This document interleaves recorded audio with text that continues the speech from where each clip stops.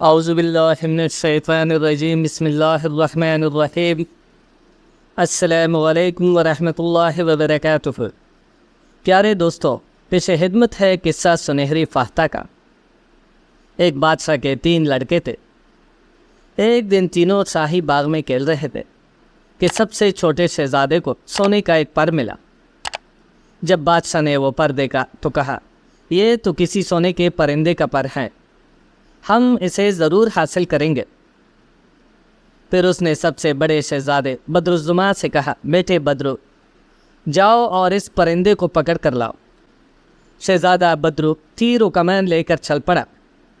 بدرو جیسا نام تھا ویسے ہی صورت اور سیرت بھی تھی۔ وہ اپنے آپ کو ہوشیار اور چلاک سمجھتا تھا۔ چلتے چلتے وہ ایک جنگل میں داخل ہو گیا۔ اچانک اسے ایک لومڑی ملی۔ اس نے کمان پر تیر چڑھایا تو لومڑی بولی، مجھے مت مارو، میں سونے کے پرندے کا پتہ بتاؤں گی۔ یہ پر ایک سنہری فاختہ کا ہے جو خوش قسمت لوگوں کے ہاتھ لگتی ہے۔ سنہری فاختہ کا ذکر سن کر بدرو چونکا اور لومڑی کو غور سے دیکھنے لگا۔ لومڑی نے پھر کہا، راستے میں ایک شاندار سرائی ملے گی، مگر وہاں رات مت گزارنا، بلکہ قریب کی ایک ٹوٹی پوٹی جھونپڑی میں نرم گھاس پر سو جانا۔ شہزادہ کہنے لگا، گھاس پر سونا؟ ایک شہزادہ اور گھاس پر سوئے گا؟ یہ ہرگز نہیں ہو سکتا۔ کیا میرے پاس روپیوں کی کمی ہے؟ اتنا کہہ کر بدرو نے تیر چلا دیا، مگر لومڑی پھرتی سے بھاگ گئی۔ بدرو بڑبڑاتا ہوا آگے بڑھا۔ راستے میں اسی وہی سرائی ملی۔ وہ رات گزارنے کے لیے اندر داخل ہوا۔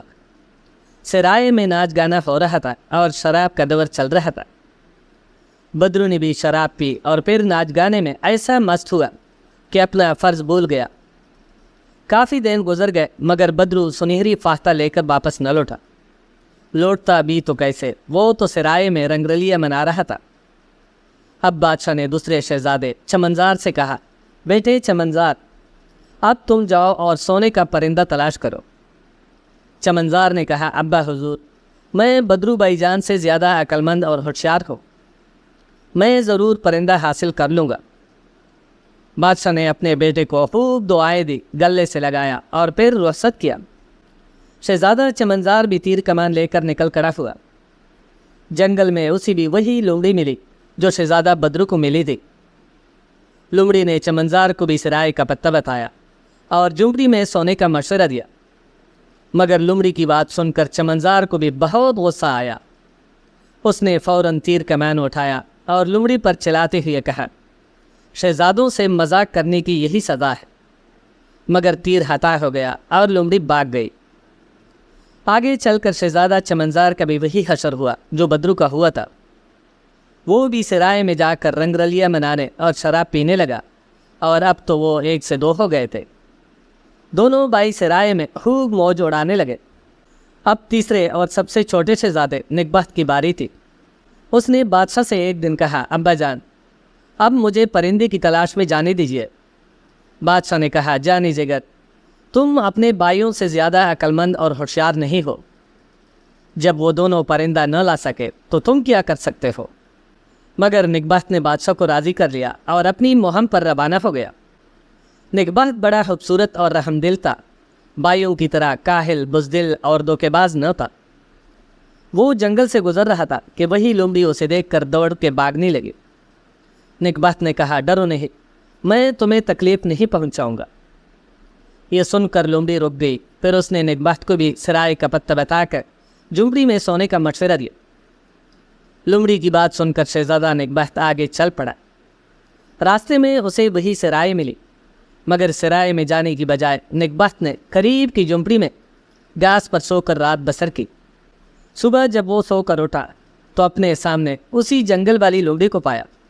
لومڑی بولی، اب میں تمہیں سنہری فاختہ کا پتہ بتاتی ہوں۔ یہ 100 میل دور مشرق کی جانب ایک قلعہ ہے، وہی ایک کمرے میں لکڑی کے پنجرے میں سنہری فاختہ بند ہے۔ قریب ہی سونے کا پنجرہ بھی رکھا ہوگا، مگر سنہری فاختہ کو سونے کے پنجرے میں مت رکھنا، ورنہ مصیبت میں پڑ جاؤ گے۔ اور ہاں، وہاں بڑا سخت پہرا ہے، ہوشیاری سے کام کرنا۔ شہزادہ بولا، مگر میں اتنی دور جاؤں گا کیسے؟ मेरी पीठ पर बैठकर, लोमड़ी ने जवाब दिया। नेकबख्त लोमड़ी की पीठ पर बैठ गया और लोमड़ी उड़ने लगी। किले के करीब पहुंचकर लोमड़ी ने नेकबख्त को नीचे उतार दिया। रात हो चुकी थी, पहरादार सो रहे थे। नेकबख्त चुपके से किले में दाखिल हुआ। तलाश करते करते उस कमरे में पहुंचा जहां सुनहरी फाख्ता रखी थी। सुनहरी फाख्ता इतनी खूबसूरत थी कि शहजादा लोमड़ी की नसीहत भूल गया। उसने दिल में कहा, इतना खूबसूरत परिंदा और ऐसे बूंदे पंजरे में, इसे तो मैं सोने के पंजरे में रख कर ले जाऊंगा। जो ही सुनहरी फाख्ता को नेकबख्त ने सोने के पंजरे में रखा, वो चिल्लाने लगी, चोर चोर बचाओ। आवाज़ सुनकर पहरेदार जाग गए और नेकबख्त को गिरफ्तार करके किले के नवाब के सामने पेश किया। नवाब ने कहा, एक शरीफजादे होकर चोरी करते हो, एक शर्त पर तुम्हें आज़ाद कर सकता हो। मुझे सोने का घोड़ा ला कर दो जो हवा से तेज़ दौड़ता हो। घोड़े के बदले में तुम्हें सुनहरी फाख्ता दूंगा। नेकबख्त उदास सूरत बनाए लोमड़ी के पास पहुंचा और सारा माजरा कह सुनाया। लोमड़ी बोली, मैंने तो तुम्हें पहले ही आगाह कर दिया था, मगर खैर दोबारा तुम्हारी मदद करूँगी। यहाँ से 100 मील दूर जुनूब की तरफ एक शाही अस्तबल है जहाँ वो सोने का घोड़ा है। उसकी पीठ पर चमड़ी की जीन रखी होगी, करीब ही सोने की जीन रखी होगी, मगर उसे हाथ भी न लगाना वरना मुसीबत में पड़ जाओगे। नेकबख्त ने वादा किया कि वो लोमड़ी के कहने के मुताबिक अमल करेगा। लोमड़ी उसे पीठ पर बिठाकर उड़ने लगी। दोनों ने बड़े बड़े मैदान तय किए, समंदर और पहाड़ पार किए। जब दोनों शाही अस्तबल के पास पहुँचे तो रात हो चुकी थी। पहरेदार गहरी नींद सो रहे थे। नेकबख्त चुपके से अस्तबल में दाखिल हुआ। देखा तो वहाँ सोने का घोड़ा मौजूद था। सुनहरे घोड़ी की चमक दमक देखकर नेकबख्त लोमड़ी की नसीहत भूल गया। दिल में कहा, कैसा शानदार घोड़ा है, मगर ये चमड़ी की जीन तो ऐसी है जैसे महमल में ताज का पैबंद। इस घोड़े पर तो सोने की जीन ही अच्छी लगेगी। ये सोचकर शहजादे ने सोने की जीन को हाथ लगाया। जीन को हाथ लगाते ही घोड़ा बेधक गया और चिल्लाने लगा, चोर चोर बचाओ। घोड़ी की आवाज़ सुनकर पहरेदार जाग उठे। शहजादे को गिरफ्तार करके उन्होंने बादशाह के सामने पेश किया। बादशाह ने कहा, सूरत से तो तुम शरीफ मालूम होते हो, मगर अफसोस कि चोरी जैसा बुरा काम भी करते हो। एक शर्त पर मैं तुम्हें रिहा कर सकता हूँ। मुझे शहजादी ने परवीन ला दो जिसे एक देव ने सोने के महल में कैद कर रखा है। शहजादी के बदले तुम्हें सोने का घोड़ा मिल जाएगा। शहजादा नेकबख्त उदास और परेशान बाहर निकला और एक जगह बैठकर पेटाने लगा। इतने में लोमड़ी आई। नेकबख्त ने लोमड़ी को सारा माजरा कह सुनाया। लोमड़ी बोली, घबराओ मत, मैं तुम्हारी मदद करने के लिए तैयार हूँ। यह से 100 मील दूर मगरिब की तरफ सोने का महल है। उसी में देव ने नेक परवीन शहजादी को कैद कर रखा है। वो खुशी से तुम्हारे साथ चलने को तैयार हो जाएगी, मगर याद रखना शहजादी किसी को भी अलविदा न कहने पाए, वरना मुसीबत में पड़ जाओगे। लोमड़ी ने इतना कहकर शहजादा नेकबख्त को अपनी पीठ पर बैठाया और उड़ने लगी। दोनों ने बड़े बड़े मैदान तय किए, ऊंचे ऊंचे पहाड़, नदी और समंदर पार किए और आखिरकार रात के वक्त सोने के महल के पास पहुंच गए। पहरेदार मज़े से पड़े हराटे ले रहे थे। नेकबख्त नीचे उतरा और चुपके से सोने के महल में दाखिल हो गया। किसी को कानो कान खबर न हुई। जल्द ही उसे महल में शहजादी नेक परवीन मिल गई। शहजादी को देखकर नेकबख्त ने कहा, डरो नहीं, मैं तुम्हें आज़ाद कराने के लिए आया हूँ। शहजादी ने कहा, ओ शहजादे, मैं तुम्हारा एहसान ज़िंदगी भर नहीं बोलूँगी, मगर ठहरो, मैं अपनी आया से मिलकर आऊँ। शहजादे ने कहा, अरे नहीं, तुम किसी को अलविदा नहीं कह सकती। परवीन बोली, उसने मेरी परवरिश माँ की तरह की है। अगर कुछ कहे बगैर मैं यहाँ से चली जाऊँगी तो उसका दिल टूट जाएगा। इतना कहकर शहजादी ने रोनी सूरत बना ली। अब तो शहजादा परेशान हो गया। कुछ समझ में नहीं आ रहा था कि क्या करे। शहजादी की आंखों में आंसू देखकर बोला, अच्छी बात है, जल्दी से मिल लो। आया उसी कमरे में सो रही थी। जो ही शहजादी ने उसे अलविदा कहने के लिए हाथ लगाया, वो चिल्लाने लगी, बचाओ बचाओ चोर। आवाज़ सुनकर पहरेदार जाग गए। उन्होंने नेकबख्त को पकड़कर जेल में डाल दिया। जेल में बेटा नेकबख्त पिता रहा था। افسوس کہ میں نے لومڑی کا کہنا نہیں مانا اور مجھے یہ دن دیکھنا پڑا۔ اتنے میں جیل کی کھڑکی کے پاس لومڑی آئی اور بولی، چلو جلدی باہر نکلو، میں نے پہرہ داروں پر سحر کر دیا ہے، وہ تم دونوں کو دیکھ نہ سکیں گے۔ نیکبخت دوبارہ شہزادی کے کمرے میں گیا اور بولا، چلو میرے ساتھ چپ چاپ نکل چلو۔ اس مرتبہ نیکبخت اور نیک پروین بڑی خاموشی سے باہر نکلے اور لومڑی کی پیٹ پر بیٹھ کر ہوا ہو گئے۔ لومڑی کے اڑتی ہی سحر ٹوٹ گیا، پہرہ دار چلانے لگے، پکڑو پکڑو جانے نہ پائے، مگر لومڑی تیزی سے اڑی چلی جا رہی تھی۔ اڑتے اڑتے وہ سب ایک خوشنما باغ میں پہنچے۔ کچھ دیر آرام کرنے کے لیے وہاں ٹہر گئے۔ کچھ دیر بعد نیک پروین رونے لگی۔ شہزادہ بولا، ارے یہ کیا بات ہوئی، اب تو تم آزاد ہو، پھر ان آنکھوں میں آنسو کیسے؟ شہزادی بولی، جب دیو مجھے لے جا رہا تھا تو میرا سونے کا گھوڑا اور سنہری فاختہ چوری ہو گئے تھے، کاش وہ دونوں بھی مل جاتے۔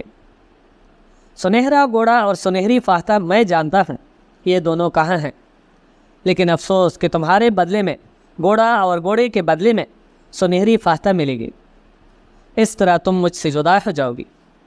پریشان کیوں ہو، میں جو ہوں، چلو میرے ساتھ، سب ٹھیک ہو جائے گا۔ یہ کہہ کر لومڑی نے نیکبخت اور نیک پروین کو اپنی پیٹھ پر بٹھا لیا اور اڑنے لگے۔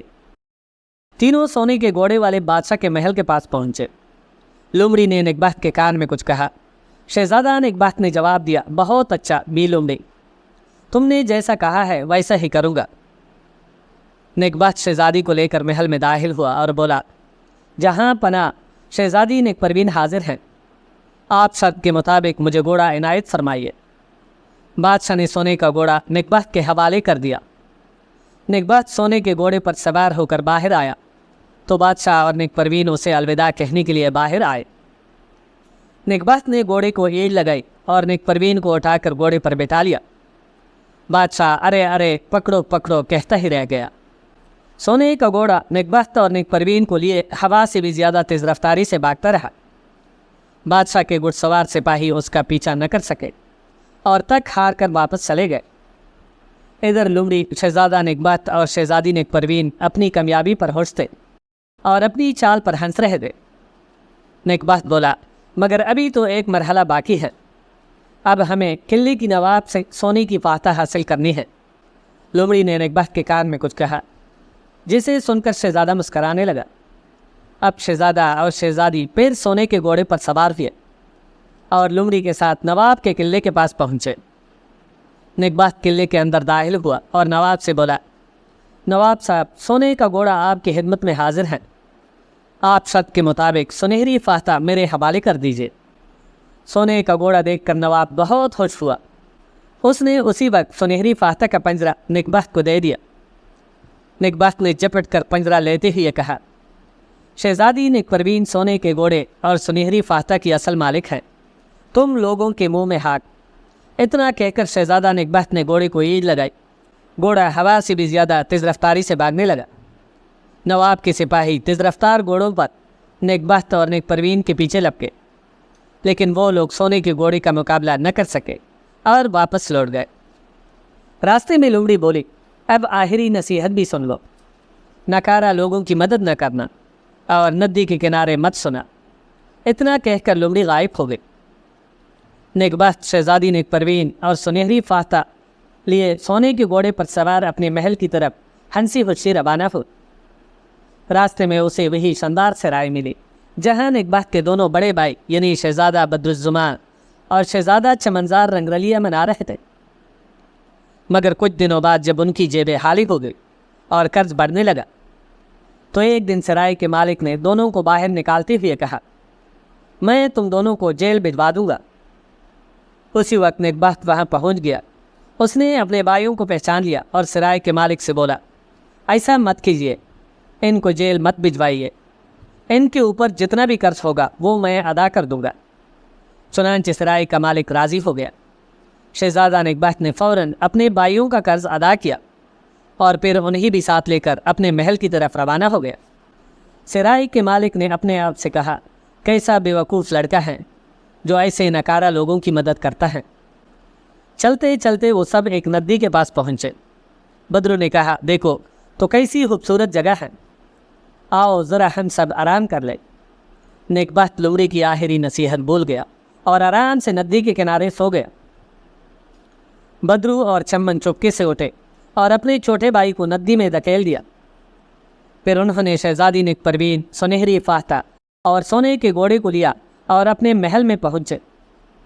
बादशाह से मिलकर शहजादा बदरू और शहजादा चमनजार ने अपनी खूब बड़ाई हाँकना शुरू की। बदरू ने कहा, अब्बा जान, ये रहा सोने का खूबसूरत परिंदा। चमनजार बोला, और ये हवा से भी तेज़ दौड़ने वाला सोने का घोड़ा है, और साथ ही शहजादी नेक परवीन भी है। अपने बेटों को कामयाब और कमरान देखकर बादशाह फूला न समाया, मगर उसने देखा कि सुनहरी फाख्ता उदास है, गाना नहीं गाती, और सोने का घोड़ा भी उदास है, चारा नहीं खाता, और उनके साथ साथ शहजादी नेक परवीन भी उदास है, हर वक्त रोती रहती है। बादशाह की समझ में ना आ सका कि माजरा क्या है। अब नेक बात शहजादी की सुनो। जैसे ही उसे दोनों भाइयों ने नदी में गिराया, वो चिल्लाने लगा, बचाओ बचाओ। नेकबख्त की आवाज़ सुनकर वही लोमड़ी वह जा पहुंची और बोली, तुम तो मेरे बद्दू हो, लो मेरी दुम पकड़ लो। नेकबख्त लोमड़ी की दुम पकड़कर नदी से बाहर निकल आया। इस तरह लोमड़ी ने नेकबख्त की जान बचा ली। वो फिर बोली, मेरी नसीहत पर अमल न करने का हशर तुमने देख लिया। अच्छा आओ अब तुम्हारे महल में चले। लोमड़ी की पेट पर बैठकर नेकबख्त जब महल पहुंचा तो फाख्ता मुस्कराने लगी, घोड़ा हिनहिनाने लगा और नेक परवीन मुस्कराने लगे। बादशाह ने नेकबख्त को गले से लगा लिया। फिर नेकबख्त ने अपने भाइयों का कारनामा बयान किया। यह सब सुनकर बादशाह को बहुत गुस्सा आया। उसने बदरू और चमन को खूब फटकारा और दोनों को जेल में बंद कर दिया। नेकबख्त की शादी शहजादी नेक परवीन से कर दी। सोने का घोड़ा खुशी से हिनहिनाने लगा, सुनहरी फाख्ता मुसर्रत के गीत गाने लगी, और यह देखकर लोमड़ी भी मुस्कराने लगी। इस तरह वो सब हंसी खुशी अपनी ज़िंदगी गुजारने लगे।